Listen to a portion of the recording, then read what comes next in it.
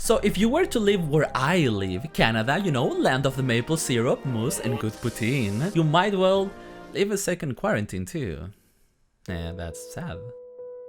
But don't worry buddy, I got you. Here are my top 5 games for the second quarantine. Number 5. Now this game is for all the boys out there. Boy. God of War is the 4th entry in the God of War series. I bet you all amateurs forgot this game was even a franchise. Either way, we follow him and his boy in his adventure to spread the ashes of his wife. So wholesome. My god.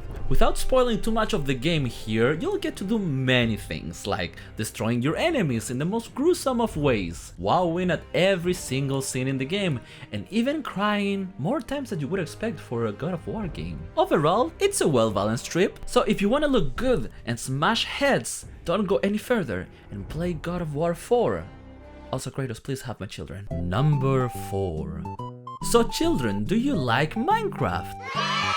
Do you like building things? Do you like getting f***ed by a horde of zombies then seeing your friends die while you run out of ammo?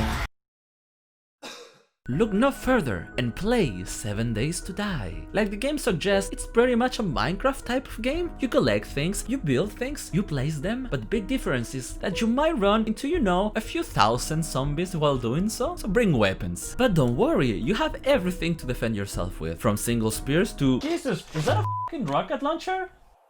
And every 7th night you get what we call a horde, one of the most gruesome events, just hundreds upon hundreds of zombies that are gonna come your way, and if you didn't prepare, well Timothy, you are going to die in the most gruesome of ways, so please, be prepared, I told you. So if you wanna play with your friends in an apocalyptic wasteland, look no further, 7 Days to Die has your back. Number 3.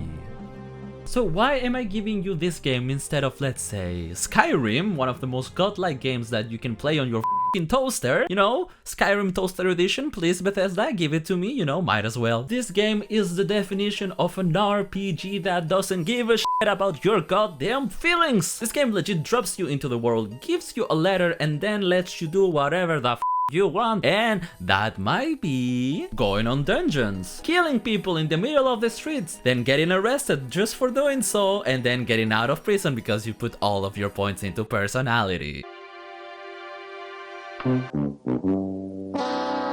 Either way, the type of freedom that the game gives you is the one that not many games can give to you, and I dare to say this game for me felt like I was living a second life in the world of Tamriel. Now I don't want to spoil you the whole experience of playing the game for the first time, so please download the game, plus, you know, it's free.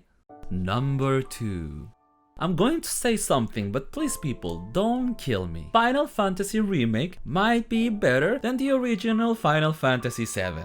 Ah, here comes the angry mob. This game did what I thought was impossible. It captured the story, the music, the character interactions of a 20-year-old game and made it 100 times better. Now, I'm going to be clear here. The game is not perfect. The pacing of the game tends to be a little bit iffy sometimes. And the story, sometimes confusing. I'm looking at you, ending of the game. Even with those flaws, the game makes up for it in amazing gameplay, interesting characters, and what I think might be the best music and moments out of any game in 2020. So if you want to live a game and a story that's gonna stay for you throughout the rest of the year, just please play Final Fantasy VII Remake. You won't regret it, I swear to God. But for real, Square Enix, guys, get your shit together, okay? I'm going to buy your second game, but I need it now, okay? It's taking too long. I know it's been like, what, 3 months? I don't care. Now drum roll, please. The best game of them all, number 1, numero uno, is...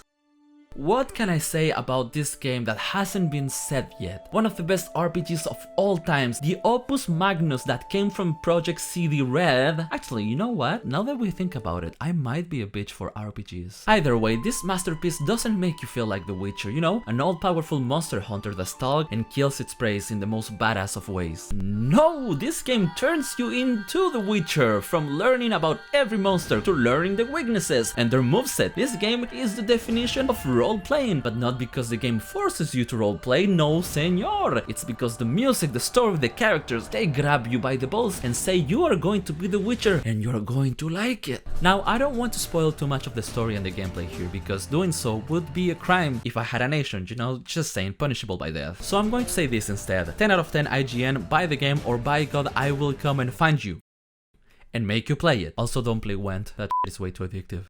Hey guys, I just want to throw in a quick thank you to my editor Urxus for doing the whole editing of the video. He's an amazing and talented guy, and I want to thank you, all of you guys, for watching the video. So if you like it, I don't know, subscribe, comment, do whatever you need to do, and I'll catch you guys on the next one. Again, Urxus, the man, thank you.